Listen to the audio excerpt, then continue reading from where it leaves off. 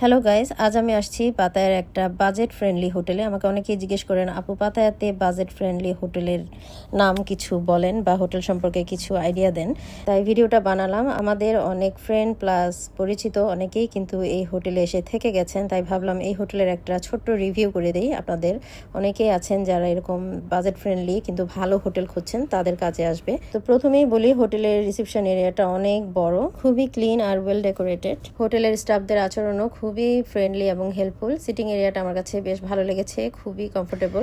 আর এখন দেখাচ্ছি সুইমিং এরিয়াটা দেখেন, অনেক বড় একটা সুইমিং পুল আছে এখানে। এই সাইডটাতে বসে সারাদিন সুইমিং প্লাস রিল্যাক্স করতে পারবেন। আর এই পাশটা হচ্ছে ব্রেকফাস্ট এরিয়া। আপনারা যদি এখানে এসে ব্রেকফাস্ট নিতে চান তাহলে রিসেপশনের পাশেই হচ্ছে বিশাল বড় একটা হল রুম। আর এখানেই দেখবেন যে ব্রেকফাস্ট এরিয়াটা খুবই ভালো, সুন্দর, ওয়েল ডেকোরেটেড। খাবার আমি আর দেখালাম না, যেহেতু আমি ভিতরে ঢুকিনি। আর তো সবকিছু মিলে ওভারঅল আমার কাছে এই হোটেলটা ভালো লেগেছে। এখন আসি প্রাইসিংয়ে। এখানে পার নাইট ভাড়া হচ্ছে কি আপনার 970 বাত। আর আপনি যদি ব্রেকফাস্ট নিতে চান তাহলে প্রায় 1100 বাত পড়বে। তো প্রাইস অনুযায়ী লোকেশন, ফ্যাসিলিটি আর এনভায়রনমেন্ট সব মিলিয়ে এটা খুবই ভ্যালু ফর মানি একটা অপশন। আপনি যদি পাতায় এসে বাজেটের মধ্যে ভালো একটা হোটেল খুঁজে থাকেন তাহলে এই হোটেলটা অবশ্যই কনসিডার করতে পারেন।